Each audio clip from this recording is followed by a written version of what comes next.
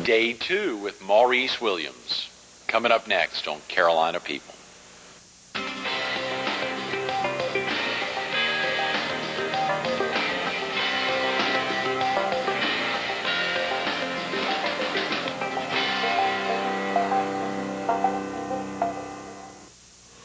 Good morning.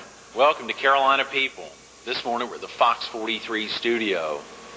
Yesterday we were with Maurice Williams. We're back today with Maurice Williams. Maurice, thanks so much for getting back in.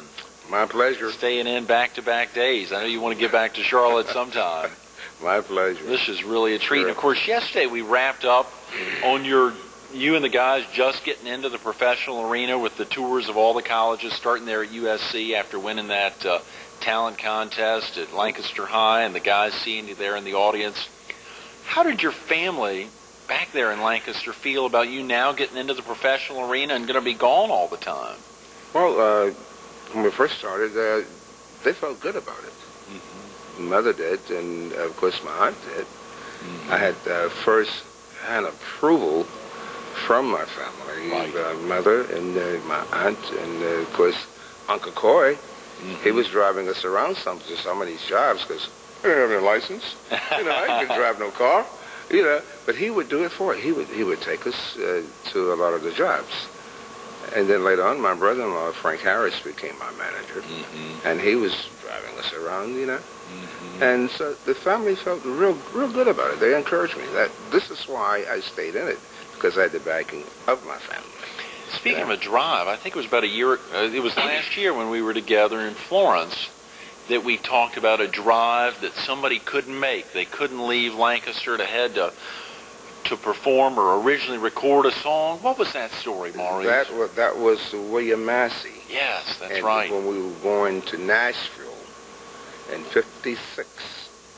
Whoa, yes, 56. When we first went to Nashville, the winter of 56, it was December. And his mother said, well, you can't go. You guys don't know what you're doing. They're going to go over the mountains in this car. They don't have a car. Willie Jones had a car. He had an old Chrysler, of course. And all the tires we had 4 slick tires. And we didn't have a spare. Of course, she didn't know this. We was taking our chances going to Nashville to make a record, mm-hmm. Mm-hmm. And, of course, she says, no, you can't go. William Bunch of Masses, what we call him, my friend. And she wouldn't let him go to Nashville, and I had wrote Little Darling for him to sing. For him to sing, yes. Right. And, gosh, he couldn't go, so we said, well, we're going to go anyway. And we went anyway to Nashville. And with 4 slick tires, that's when prayer really came in. 4 slick tires. You almost been praying the whole way, Maurice. We were indeed. Yeah. And gosh, I mean, we prayed all the way over there, and there was no such thing as interstate. This is when you would go over the mountain. You would actually go over the mountain. Mm-hmm. Mm-hmm. Back in 56. Oh my God. And we did it. Gosh, and I was like 16. Woo, going over the mountain, and we prayed all the way there, man. Mm-hmm. This was to record Little Darling for the first time? Yes. Was this one of the first recordings? Was this your first recording? Very first recording. No. Very first recording. And we went over there and we auditioned. Nothing was definite, but we had a meeting, an audition with Ernie Young, mm-hmm. president of Excello Nashville Records. Mm-hmm. That's all we really needed. Yeah. We said we just want to audition, and hopefully we will get to make a record. This is where we spoke in those days. Mm-hmm. So we did that on the strength of that, and God Almighty. Hey, and we had $37 and some change between the 4 of us. No way. Now going over the mountain, you knew who had you determined, since William wasn't with you, that you were going to have to sing? Nope. Who'd you think was going to sing it as you were driving Well, over? we had other songs. Oh, yeah. We had other songs that other guys were singing. Right. You know, like Willie Jones, we had Norman Wade, Earl Gainey, and myself. And so we auditioned those songs. I was singing on a lot of them. Well, I sing just about all of them, to tell you the truth. Right. But I wasn't prepared to sing Little Darling. We were auditioning with a lot of stuff that we had heard on the radio, and just to get in there, you know. Yeah. A few songs that I wrote, we did that. We auditioned those too. And when we finished, Ernie Young says, "I like those." He said, "But do you have anything different, a little unusual, anything?" And that's when one of the guys, Earl Gainey, said, "Why don't you do the song that you wrote for William, for Bunches," we said. Oh, yeah. And I said, "Man, I can't sing that song. I wrote it just for him, man. I can't even do it." You know, I didn't have the confidence of it. They said, the whole group said, "Well, you wrote it. How come you can't sing it? You can sing it. You taught it to him." I said, "Okay." You know, and that's when it hit me, and I started doing it. I performed it for him. Amazingly, he said, "That's the one." And we were like flabbergasted. Eddie Folger did. No, Ernie Young. Ernie Young, right. Sure. Ernie Young, the recording man, he said, "That is the one." He said, "That's the one. That's the originality that I'm looking for." Right. He said, "We're going to do that one. We're going to do that one. And we're going to do those. We're going to do Sweetheart Please Don't Go. We're going to do, there was another one we did. We had a whole section. What, golly, William Massey must have had a heck of a time with his mama then. He did. Think about that, not having been there to perform. Now, of course, he came back with the band. I mean, oh, yeah, he was still in the group. Right, he sure. Just couldn't go to Nashville. Couldn't be there for that recording. Right, he just couldn't go to Nashville. But he was still in the group. And we did perform Little Darling. And I did it I had it sort of different than the way it goes actually today. It was like more of a ballad almost, with the beat like doom doom doom doom doom doom doom doom doom doom doom like that. The castanets and the rumble thing and the calypso part wasn't even in the song thing. Right. So Ernie Young said, "Well, I like that. Can we speed it up a little bit?" So I would speed it up. I would speed it up, slow it down, come between it. And he said, "Can you put a little calypso feel to it?" I said, "What is calypso?" Really? I didn't know what calypso was. Right. I didn't know. 16 years old. What is calypso? Yeah. You know, and I said, he said, "You know, can you beef it up? You know, can you chop your lyrics?" He said, "Chop your words. Chop your words like you see, you know, like Mexicans would do. Foreign people would chop their lyrics, speak like that." I said, "Okay, I can do that." Because we're into Westerns, man. And we saw all that, you know, and that's when we got a little darling, a little darling. Oh, yeah. A little darling.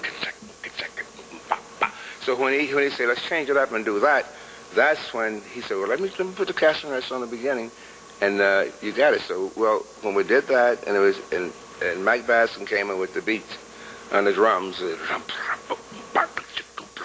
Oh man, we did it. Oh, and the thrill came in with that, and I put the castanets on the intro. And we did that way. The castanets started off, and then I came up with the thrill, and the rest, you know, yeah, yeah, yeah, yeah, yeah, yeah, yeah, yeah, yeah, all that stuff came right in with it. And gosh, the rest is history, man. And the oopa, oopa, oopa, all that stuff came up with all that sitting right there on the keyboards, and it was just amazing how it just flew. It came in to be in just like that. Thanks to Ernie Young for the idea. Yeah, yeah. May he rest in peace, and God bless. But it was this idea to add those castanets and to chop the lyrics. Mm-hmm. You know. Amazing. It was, and we did it, and it came out. And to be 16, and you just said the words, "The rest was history," And the rest was history. But at 16, you had no idea. I had no idea. That Ernie Young was going to be right, that this was going to work, that Little Darling would be such a superstar and would give you the ability financially and otherwise to get out and later perform incredible songs like Stay and so many others that you're so well known for. Yes. Golly, the rest was history at age 16. I mean, that's amazing. And then at that early age also, I mean, God bless Ernie Young. He started teaching me then about publishing, about royalties, about the record business in general. And it starts sticking in my head at that age. Then, on every recording session that we would do, we were with them for about 3 or 4 years, I think it was. But 4 years. It was 4 years. Every session, he would teach me about the business part of it, about the publishing, about the royalties, about, the whole part that most guys, and especially black guys, back then, they didn't do that. They did not teach you about the part that they could steal from you. Yeah, I was about to say, why did he, why do you think he did that? Why did,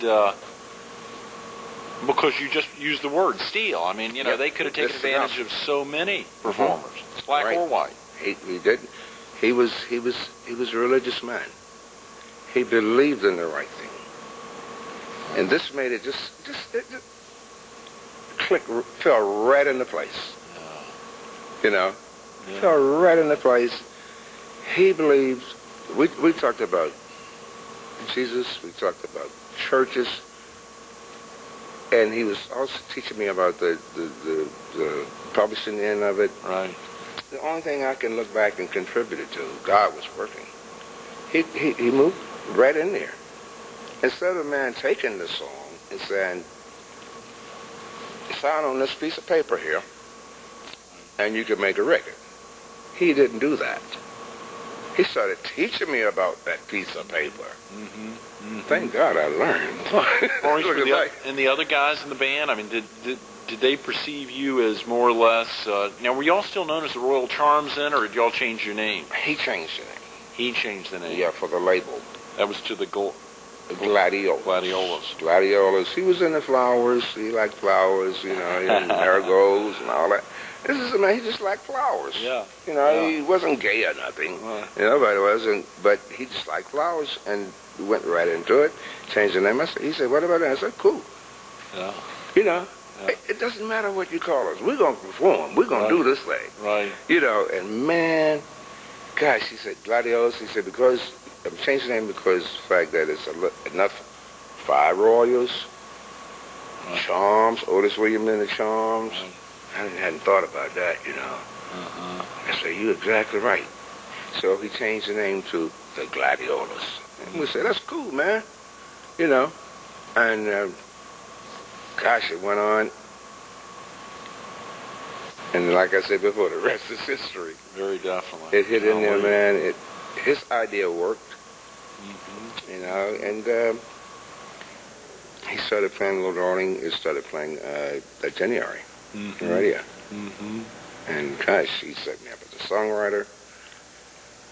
He joined BMI, Broadcast Music Incorporated, and he got me established.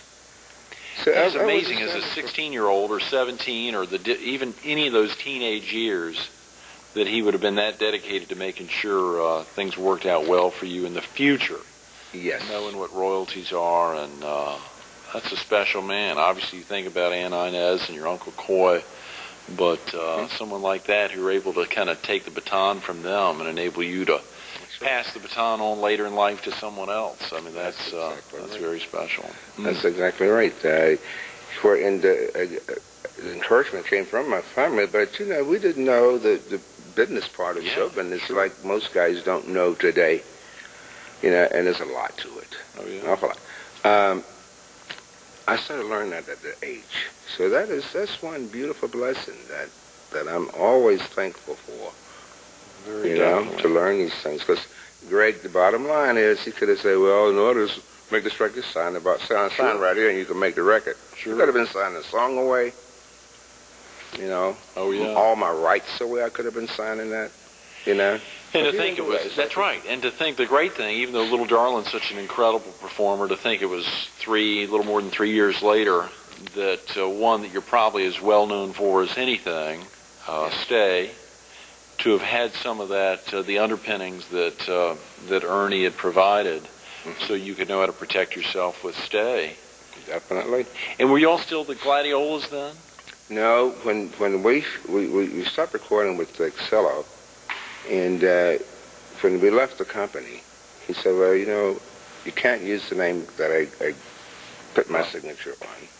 Right. We said, okay, you know, you got your name and all that, but everything was still love and peace. Right. Because his label was like in the Southeast only. Right. We're trying to move on ahead, you know, yeah, trying to sure. go forward, and he had explained that to us. Mm-hmm. And leaving the label, instead of using his name, he wanted to keep the name Gladiolas. Yeah, that's his name. It's cool. Sure, It's cool sure. with us. So we went on, and we came up with the name Zodiacs. Mm-hmm. And my manager at the time, Harry Gwynn, said, "Why don't we call it Maurice Williams and the Zodiacs?" So he writes the songs, he sings the songs, and then you'll be protected about this name thing. You don't have to worry about nobody stealing Maurice Williams and the Zodiac. You know, so this is how we came up with that. And we kept pushing, kept trying. And first we were doing a lot of local stuff in Carolinas on the label out of Columbia, South Carolina once again. Right. We were doing a lot of stuff. We did a label I remember really called Cold Label. We were doing that, and it was Maurice Williams and the Zodiacs, formerly the Gladiolas. So we got a little recognition like that, you know, on that, on doing it like that. But out of that came also, out of Columbia, came Stay. Absolutely. 43 years as Maurice Williams and the Zodiacs, and 43 years ago, and I love that number, you know, 43 years ago, you performed Stay. When did you write that? I wrote Stay, gosh, it was about in 57. So you'd held it kind of for a couple years. That had not been... It was just in a can. Wow. Out of the blessing from Young and everything, I had a tape recorder, and every morning when I would write, I would put all my songs on tape recorder and forget about them. But they would be on that tape, the round tape back then. Sure. You know, and they would be there. So I had put it in, you know, just put it away, and it was on tape. And I had the lyrics. I had threw the lyrics in the trash can when I first wrote. I said, I didn't have this too. Ain't nothing gonna happen. There's put lyrics in the trash can. Forgotten that it was already on tapes, you know, because so were a lot of other songs on tapes. So I kept going, and fortunately, the young lady I was dating, her baby sister would listen to songs, you know, and she said, "How about this song with the high part?" I said, "What are you talking about?" I forgot all about it. And I mean, she's like a kid. Yeah. Like 11, you know, 10. Come on, the song with the high part. I said, "Oh, you talking about Stay." So I said, okay. Because another thing I had learned that our young generation buys the records. They know what they like. So I go back home and start back on the piano, find that tape, put it on, and I found a guy in Charlotte, North Carolina named Henry Gaston. I said, this part would be, man, he could do this high part. I said, this part would be just perfect for him. It'd be completely different. Nobody's got a voice like that. That we know. Right. You know. So I called him in. We talked, rehearsed, put it on demo tape. Gosh, he sang it. The high part was the part would make the song different. And this is why we did it right in the middle of the song. I said, well, it's got to be that. It's so awkward. I said, bam. I said, put it in the middle. I came up with the idea. He came up, "Who would you say?" Shane Gaston, Henry Shane Gaston. When he did that, I said, cool. Then the guys in South Carolina Phil Gernhardt, University of South Carolina, again. Phil Gernhardt, John McCullough. They went to New York, took that tape, and were turned down just about every major label. They would. They walked the streets, so they kept going. Finally, one man, Al Silver, Harold Ember Records. So I like it. You know, we didn't know what's going on. We still in school. We still in South Carolina doing our thing, playing the gigs. You know, they come back and say, "The man liked the song." Al Silver. He loves Stay, but you got to sing it flat. Well, what? What you talking about? Sing it flat. We didn't understand that. You know, we're radically 12. Right. We're so used to doing things right on the money, and we think we know something nice. Little darling. We thought we knew something, but we didn't. He said, the man wants you to sing it flat. And the reason being, he says that he wants the average man in the street to be able to sing Stay. Oh, wow. And he say, think about it. He said, the average man in the street sings flat. Don't sing on key. Just sing like you sing in the shower. You know? So I said, okay. So what we did, we went in and we did the session. We were hot. Well, you know, we said, we can't sing this thing flat. Man, know what we talking about. I said, guys, okay, let's sing it flat. I said, what I'll do, I say, and being a little angry, I came up with boom, boom, boom, that part is flat. Right. That's the flat part on the song. And that's it. We did the rest of it like we wanted to. And he said, gosh, he said, that's it. It's amazing. Cool. So he said, that's what I wanted. He went to work on it. And the average man on the street can now sing Stay. And I can attest to that. I was singing in the bathroom right before we started up this morning. Absolutely. Yes. And, he was right. That was Al Silver. Al Silver. Another amazing name out of the past. And to think you were 20 then. I mean, to think some of these big connections in those 4 or 5 years. And William Massey was still with you all? Yes, he was still with us. And because he didn't sing on Stay. He was in Air Force then, I'm sorry. Okay. He was in Air Force when we did Stay.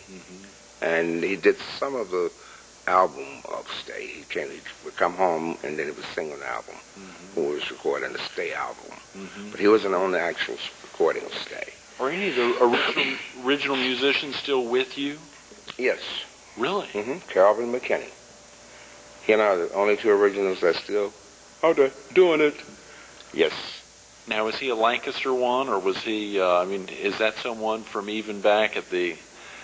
No, he's from Norfolk, Virginia. Right.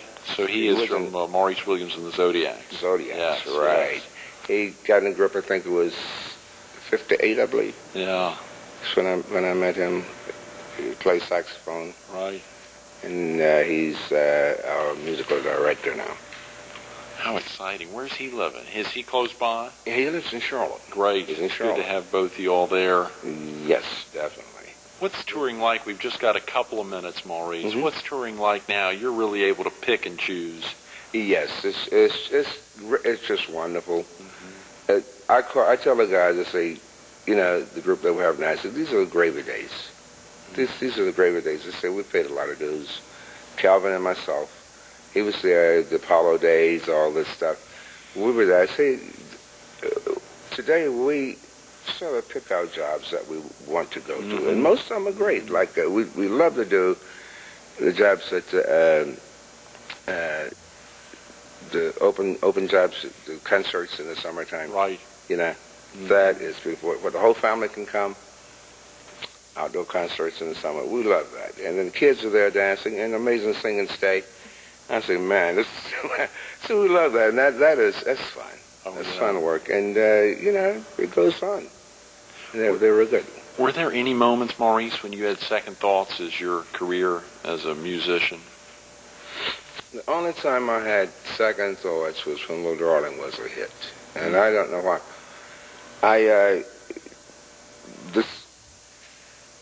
in Lancaster, I was in high school, and I had a musical scholarship to go to Allen University in Columbia. Mm-hmm. And Mr. Goak, he said, I went to all this trouble to get you this scholarship, and you tell me you ain't going because of rock and roll.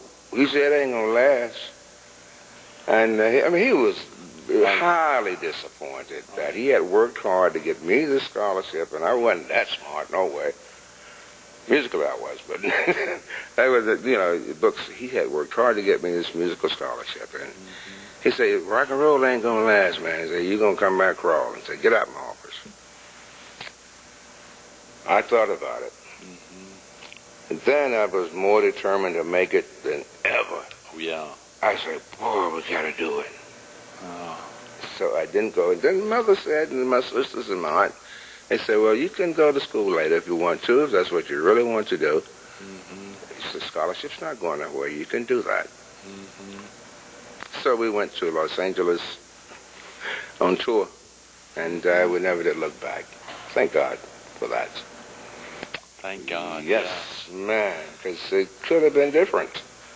Mm-hmm. Mm-hmm. You know, could have been different, completely different. But that was the only time, Greg, that I was thinking about maybe I'm going to be a school teacher, which is great. You know, I said, maybe I'll be a school teacher. And that's the only time I thought about it. Thank God he did not make the decision to leave music as a career. It's those amazing words that we heard earlier on, even yesterday, humility and prayer, traveling over the mountain. Think about that, 4 virtually bald tires. It's amazing names like Al Silver and Ernie Young and Mrs. Sample and Ann Inez and Uncle Coy. It's those inspirations in life, for whatever reason or another, that keep them in a position. And Maurice Williams, you've bumped into some amazing folks, thankfully your mother and so many who made that commitment. Thanks so much for being with us back to back. This was truly a treat. We've been with Maurice Williams. Stay tuned to more Carolina People coming up next.